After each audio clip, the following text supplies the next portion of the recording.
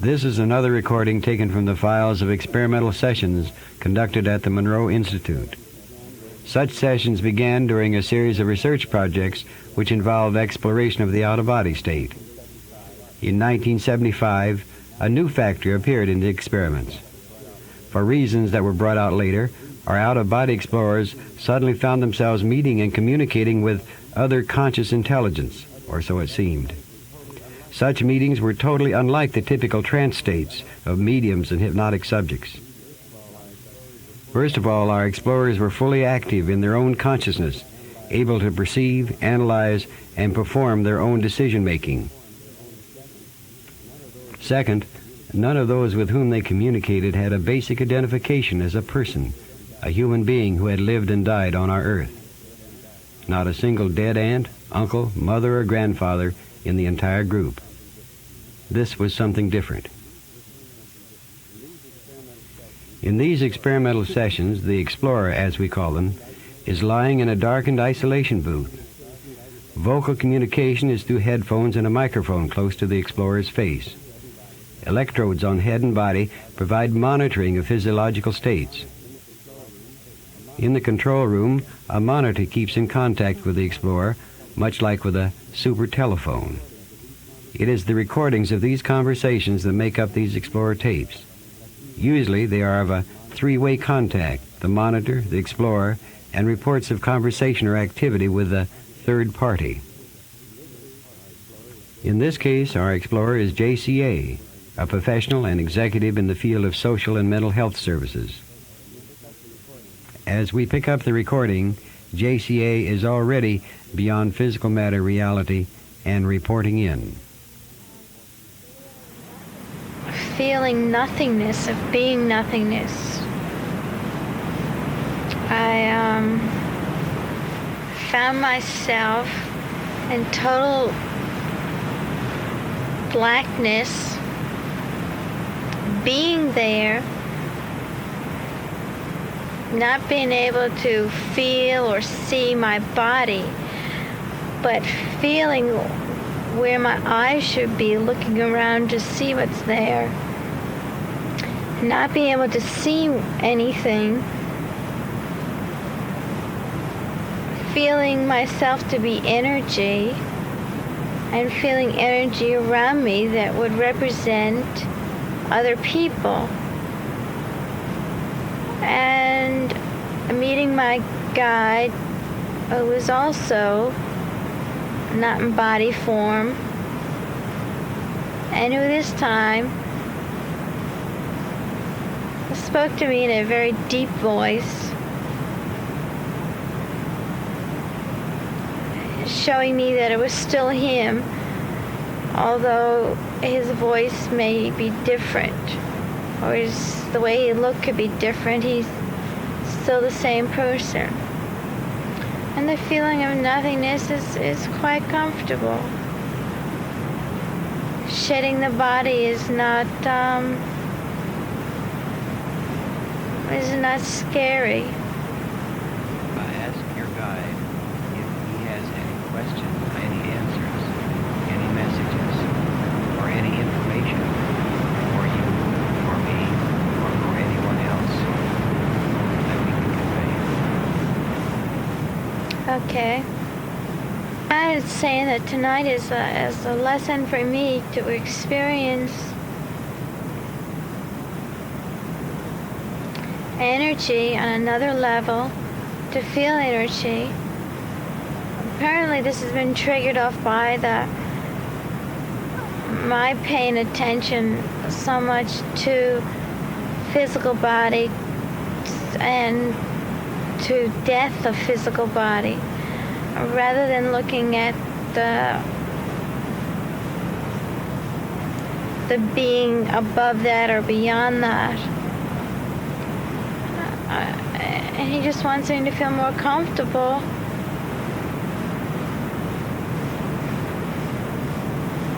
with death and with not seeing a body. Which again is going to prepare me for more communication, for more learning. This is This feels very reassuring. I don't know why it feels that way. Ask him if he can describe for you the interactive position between this energy that is you now and your physical body when you are in it, when you are not in it. What is this relationship between this energy body that is you and the physical body that you wear and inhabit? That's a good question. I can believe this. Part of my energy that I have when I'm out of body is used to build my body.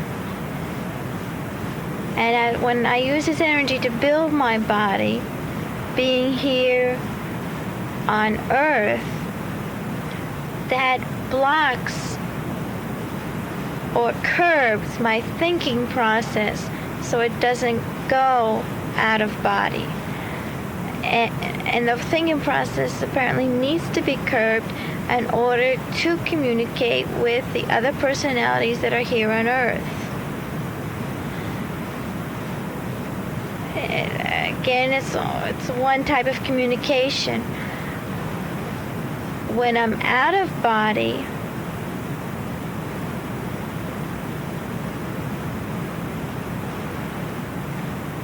I take most of that energy that's used for my body with me, but enough to keep the body in form is left here. But it permits me to open up my mind and to be aware that there are other personalities, other brains, so to speak, to communicate with, to talk to learn from.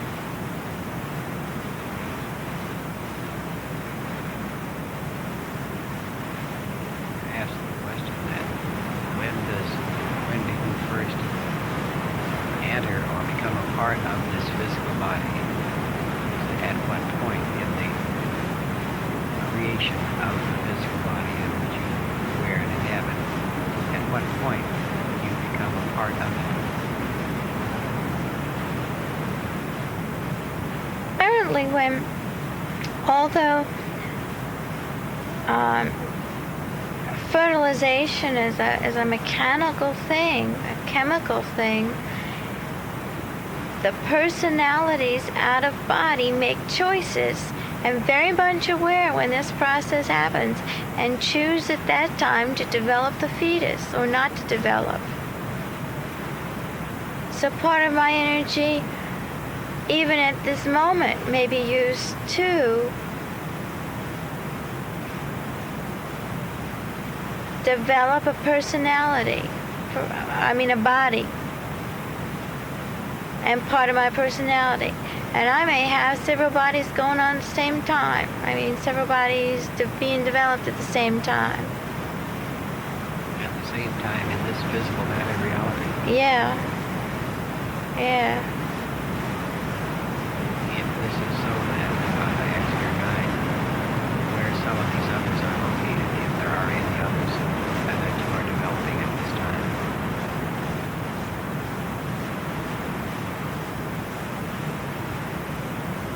He's willing to tell me right now is one is old, and one is crippled, one is male, and where they are, I'm not ready to know.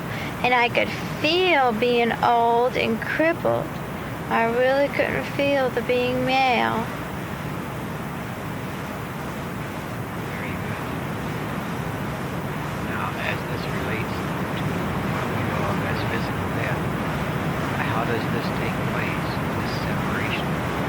Ask your guide how the separation takes place. What happens at physical death?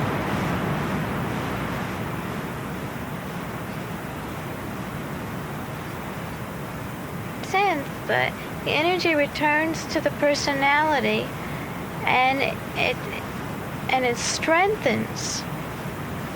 I don't understand it. It doesn't fit.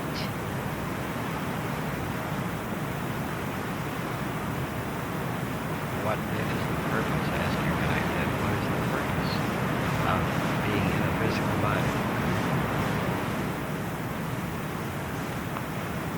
It's the energy of the personality is not totally aware of itself until parts of the personality go to the physical body and give it a range or give it depth, so it could look at itself at the low side, as well as when it goes out of body, look at the high side. So you're looking at a continuum. And when after death, and it comes back into the personality is more aware of its own potential. It feels right, but it's not coming out right.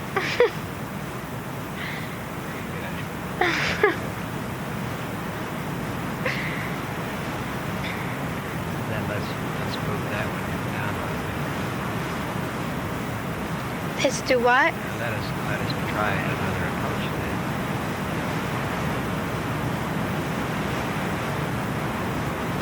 Suppose that if this is so, is when you return to the personality, do you then return again to this physical matter existence? And if so, is it a choice, or is it something that one must do? That the personality wants to do to learn about itself. And after death, it returns. It's like the whole personality takes an assessment of where it's at, and does it really feel itself to becoming a unified force or part of a larger force. And until it feels whole, it keeps exploring all parts of its self through physical bodies by coming down to Earth. Apparently, at some point in time, when it becomes a unified whole, it no longer feels the need then to ever re-enter a physical body. That's the part of feeling, I think, part of feeling this nothingness, of just energy, of just being, without having to have a shape or form or visually recognizable. Does this entering of a physical body, is it limited just to this planet Earth, or to other planets in what we see as the universe?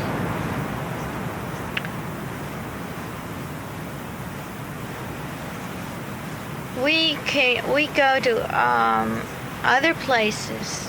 There are beings other places, and our energy is aware of all these other places. Do we inhabit physical bodies in these other places? Not like human bodies, not like Earth bodies, but other forms of things or beings, like those Martians I saw. We may do that. So it could even be that part of our personality is playing against another part to maybe work out a problem, or not a problem, that's not correct. To help understand the personality. Yes. What are some of the other forms on other planets? What are those other forms like? They're not like our physical form here. What are those forms like? Ooh, he showed me ones like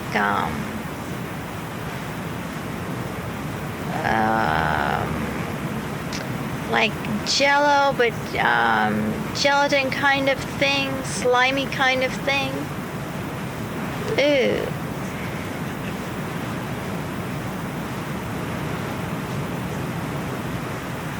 are these located anywhere near the planet Earth in our physical systems? I got thousands of light years away.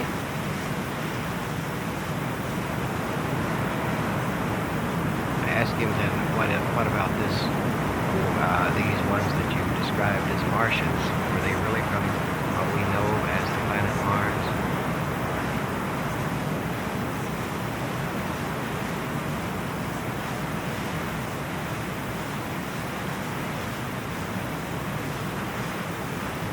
They stop there, but that's not where they live. Apparently that's like a visiting place for them, but that's not where they live. Where do they live? In a green place, another green place. How could that be? Is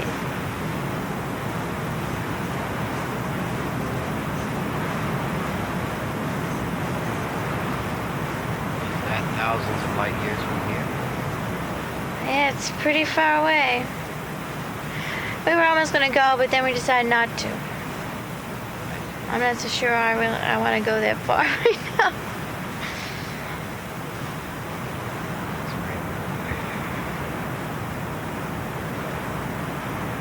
Ask him when this energy, how can we display this type of energy?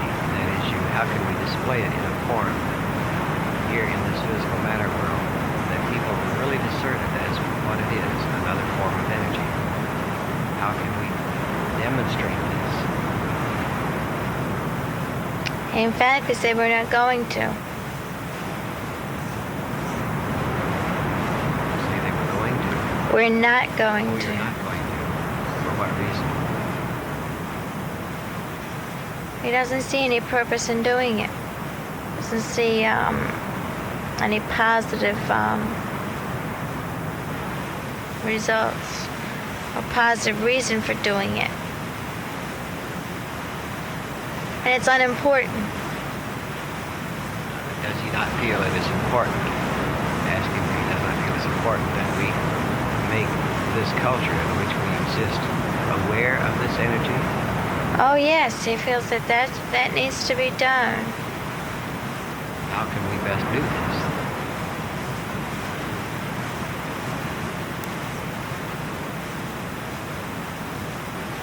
He suggests that he might get some more guides to come and monitor over the seminars to help people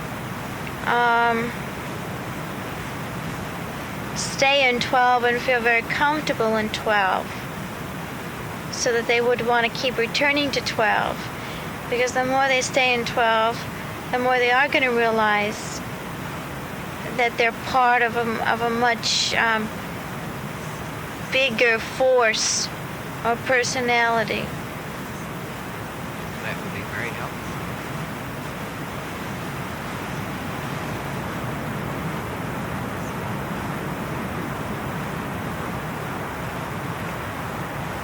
Ask him, is it possible, while in the physical body, to use this energy to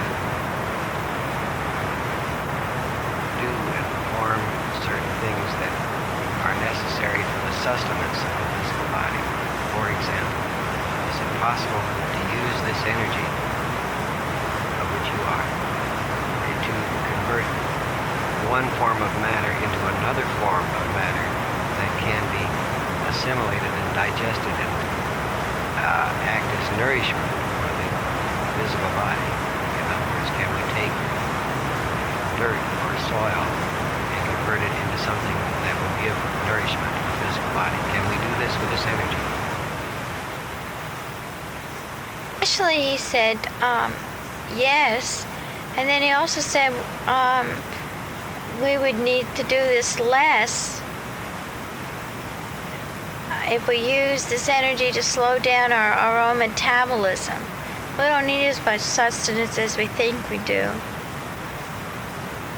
And therefore, a lot of the foods that are around us already, even in some pretty hard times, would hold the physical body together.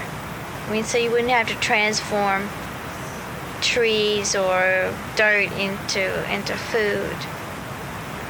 we could use this energy to recognize edible things and non-edible. I mean, in terms of poison and non-poisonous things. It can be so done.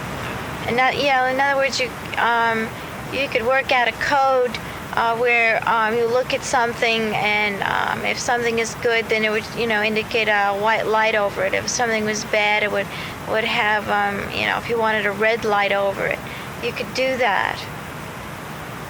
So you wouldn't have to look into a science book or a plant book to know what you're reading. I see. Is there how in such intake into the physical body, is there anything that is destructive about eating or consuming animal flesh, in other words, meat?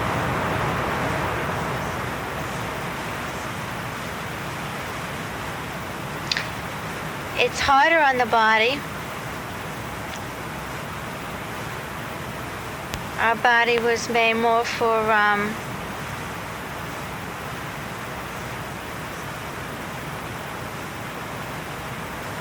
I keep seeing plants, green plants.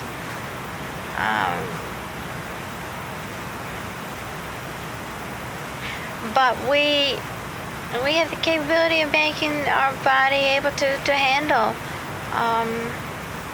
animal fats or animal meat if we wanted to.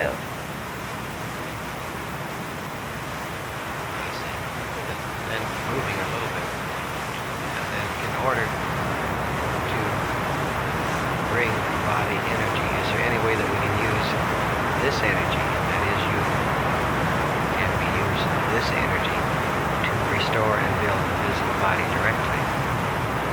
Can we directly use this energy to do that?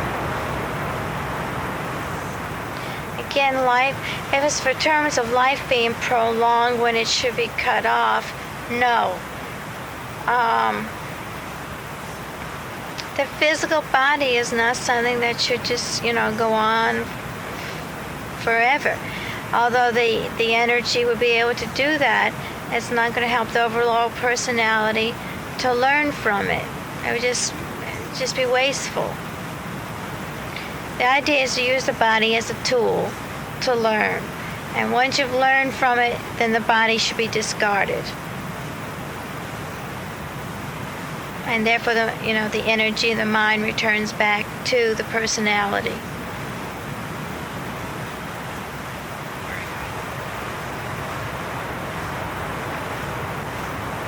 In this question of personality, in the habitation of the physical body, is there a structure?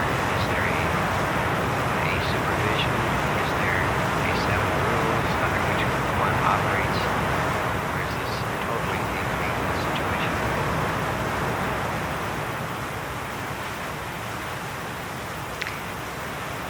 I'm not sure what you're asking. I'm asking, is there a set of rules or laws under which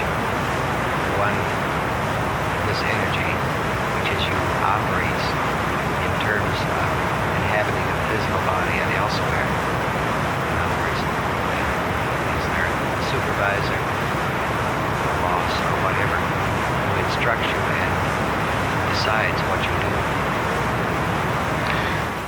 Oh, no, the energy itself decides.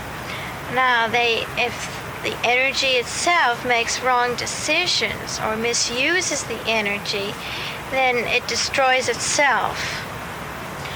If it makes correct decisions, it builds or strengthens its personality. And it is possible for the energy to destroy itself. What is classified then as misuse? When it has not added to its present knowledge. It hasn't learned, it hasn't gained anything more than it knew previously. It's more than just a question of good or bad or good or evil. For example, killing by itself would mean that it would destroy the energy. If the killing of whether it be animal or another human being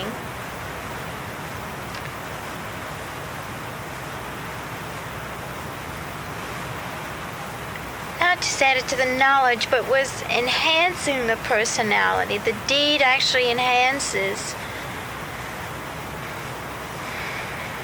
previous knowledge or understanding, then that may be used as additional strength. If the killing was for the sake of killing and nothing learned, nothing gained, then it could destroy the overall personality. It's almost like, but it isn't, a chemical reaction. There isn't a super god who destroys the energy. The energy itself may destroy itself. Under these conditions, of 100 personalities who exist in planet Earth, and then perform or do not perform certain acts, how many of them are so destroyed by lack of growth? Out of 100 who exist here.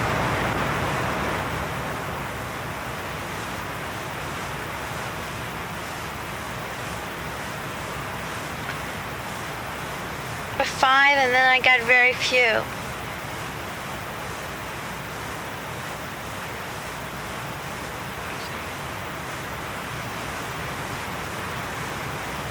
It's also possible for these energies to merge with another energy who are at the same developmental level.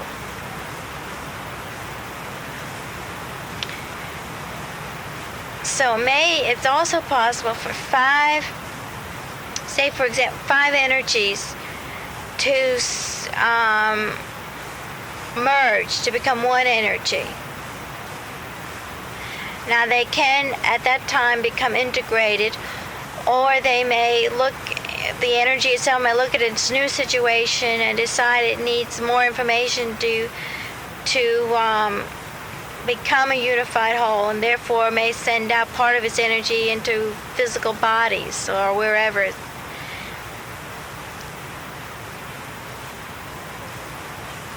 But there also seems to be a hierarchy of understanding that goes along with this. As the energy is strengthened, it moves up a hierarchy of knowing.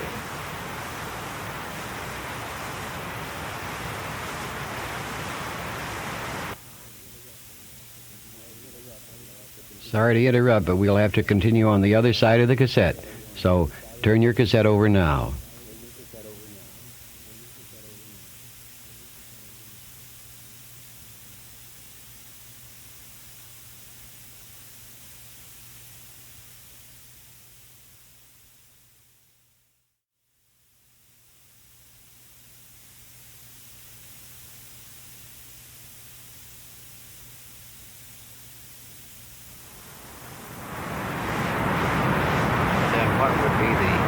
Where does this hierarchy of knowing lead to?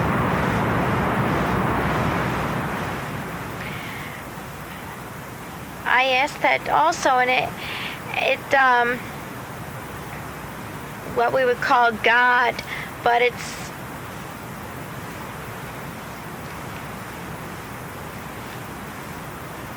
I can see it, I can feel it, but I can't say it. It doesn't. The words don't say what it really is.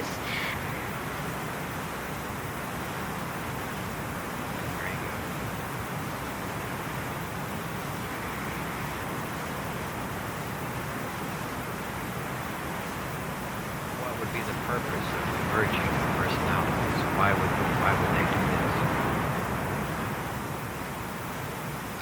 this? It's very important to move towards this unified whole, a whole,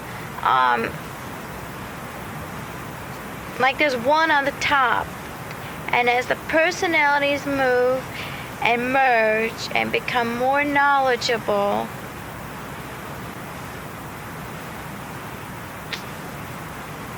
and the level of understanding increases, they move on up to, it's one that doesn't make sense verbally, but visually it makes a lot of sense.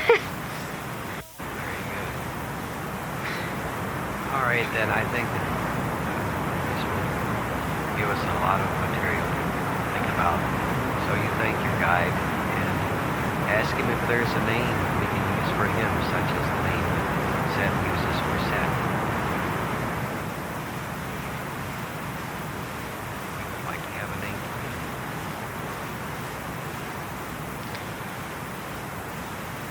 He doesn't want to give a name to me right now because he doesn't want it to interfere with the training that we're doing, and he's afraid that I'll be too not concrete, but that's close with him, and that I need to be more and more aware. Like he can do his work better, he feels right now, without my giving him a name. I mean, it's bad enough that I've given the name guide. All right. Ask him if there's any other training exercises he would like you to perform before we close this session. No, he thinks I've gone further than he really anticipated I would go tonight, so he's quite satisfied. Very good. Then thank you very much for his. And there you have an early session with JCA. We apologize for the quality of the recording, but it's the best that we could do with this particular tape. At a later session, JCA continued.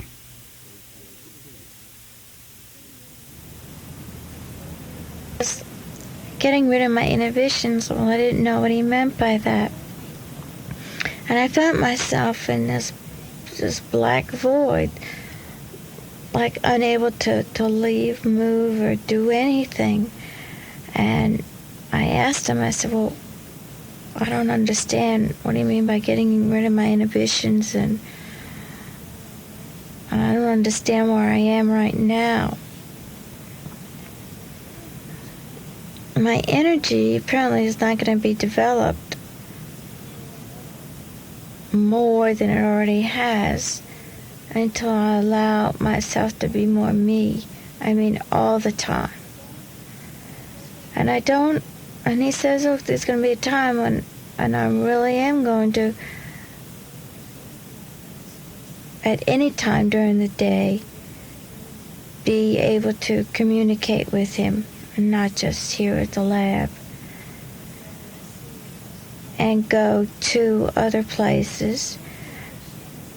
He also made the comment that people are making this higher level of consciousness or his level of knowledge or much too complicated. It's not all that complicated. It's there, it exists. How much you are aware of it, the knowledge that you have of it, apparently is dependent on how much you're aware of me or I.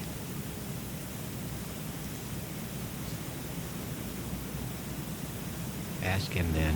Ask him what are the differences between this level in physical matter on the planet Earth and where he is. What are the steps in between?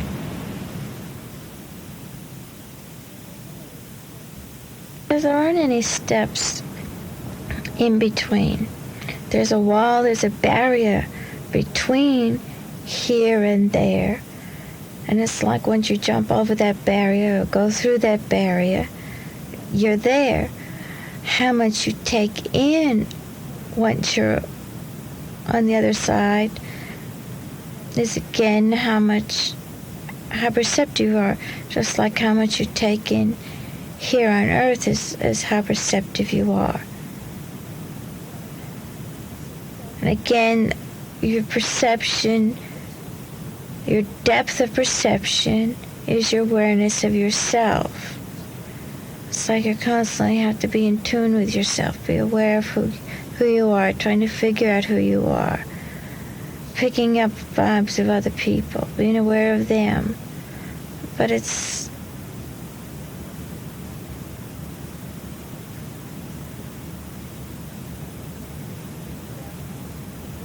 steps to get over there is pretty much being free enough within yourself to knock down that barrier. What is the barrier? What is the barrier? Barriers in your mind. It's your mind doesn't believe that there's more.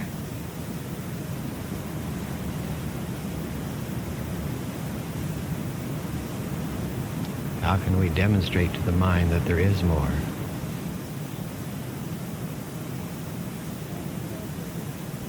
The person knows there is more. They know it inside themselves, whether they admit it and want to see it consciously. That depends on the development of the self or the spirit. If they haven't developed, they're not going to verbalize it, to be conscious of it. As more and more people talk about it,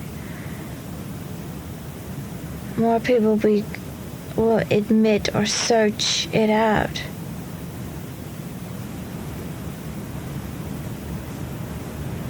How can we here improve that search?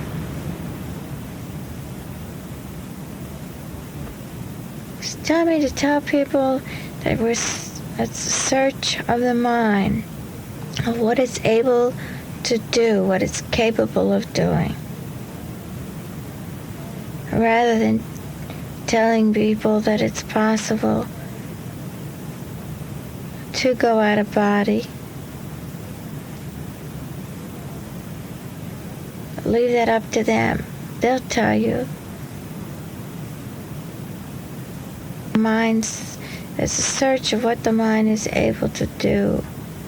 I want to find that out, and what their mind is able to do in a very non-threatening way, very relaxed atmosphere. Relax them, and as they get to deeper and deeper levels of relaxation, they'll become more aware of their mind. And that it travels, goes places, it sees things because it wants to see things, because it doesn't like seeing emptiness and void. So it creates things.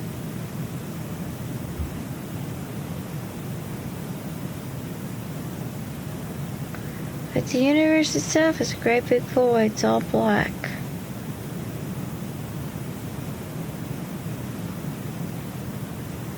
And the mind actually creates places to go, things to do, whether it be on this earth, on Earth, or in out-of-body travel.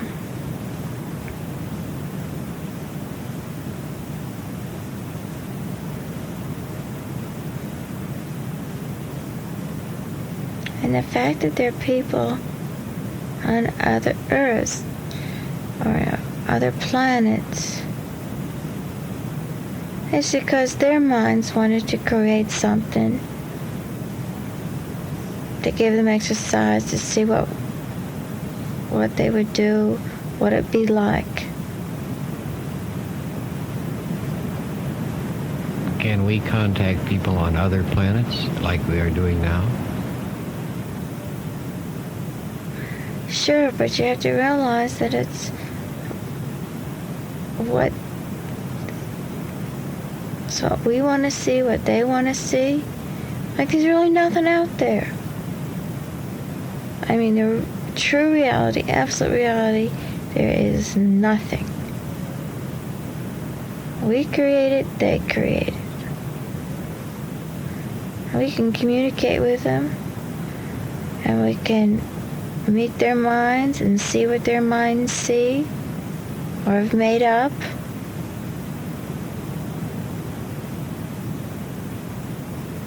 Ask him if he can help you communicate with some other mind on some other planet.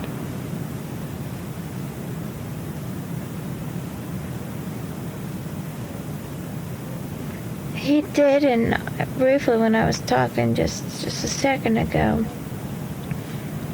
I quickly went to this other place and I saw a person, not really a person, a being, and a place that was a yucky kind of green, and had a bright sky, but it was kind of cold. And people live under mounds.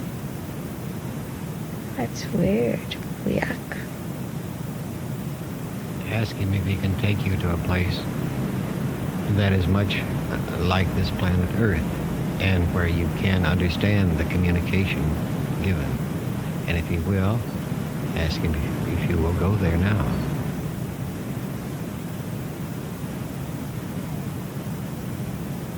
To what's called, the name of it is City in the Sky. It's not in this universe, it's outside of it. It's very pretty buildings, very bright. No plants, no vegetation. But there was something really strange about this city. It was very pretty and pleasing to the eye. It finally dawned on me there wasn't any people. There weren't any people around, or things that I could see. And I asked him about it, and he said the spirits of those bodies had abandoned this city. They achieved their goal, and they got bored with that city, and they abandoned it. And he said something really strange, that the spirit of the earth bodies are going to eventually abandon the earth. When ultimate peace has been achieved on earth, conflicts have been resolved,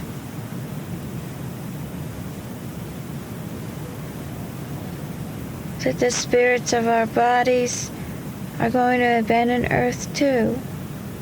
It's no longer going to be interesting. There's nothing more to be learned. Where will they go when they abandon it? It's not a place. It's just this void. The spirits don't have bodies. They're just energy, and energy exists with what we call the universe. But of course, they're not something that you can perceive. They're something, I guess, that you could feel. It's just there.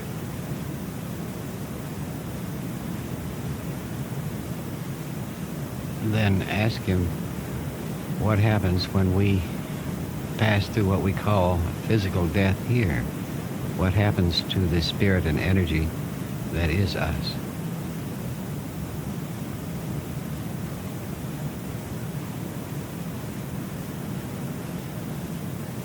Energy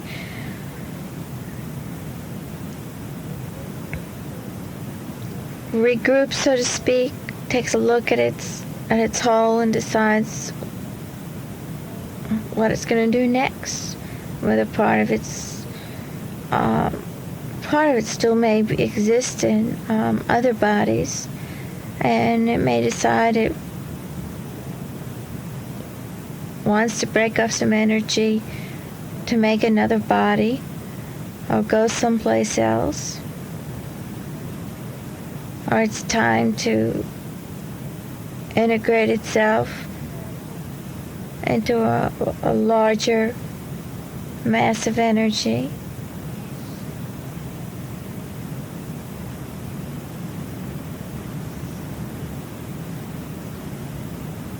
Does this decision may be made? Is it made of its own self, or does someone else make that decision for it? No, it makes it.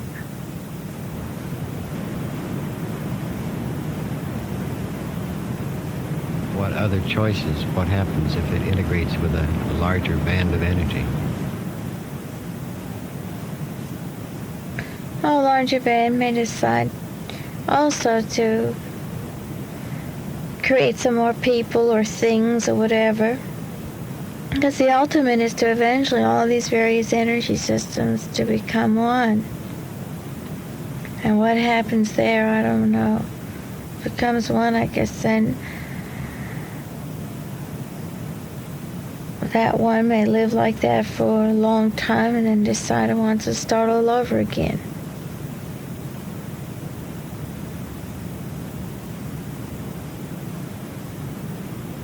Ask him if the energy that is you is in any other bodies in planet Earth at this moment.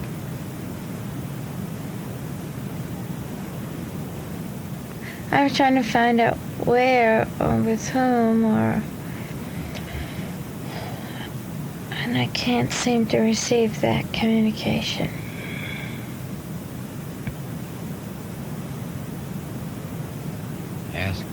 Ask him if that information is available as far as I am concerned. Yes, you could find out from him. Ask him to, then if I can find out, ask him to relay it through you as to who and where they are.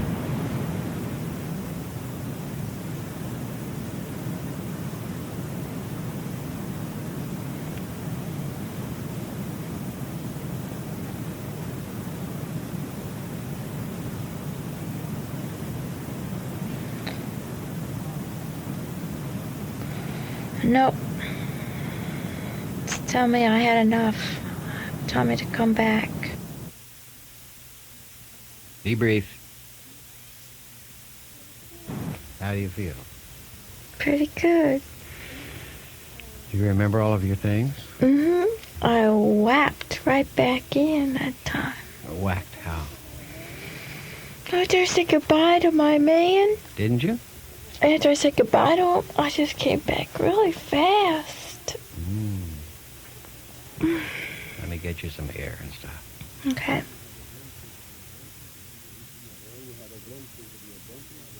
And there you have a glimpse into the adventures of JCA. There are many fascinating aspects of JCA's reporting, as you have heard. Here is a modern mind personality trained in several disciplines, trying to understand and assess information from an overview beyond such training. It would be interesting to put on paper a graph or flow sheet of the energy patterns JCA and her friend have described. Try it, if you will, and send me a copy. This is Robert Monroe saying, I'll see you in 12.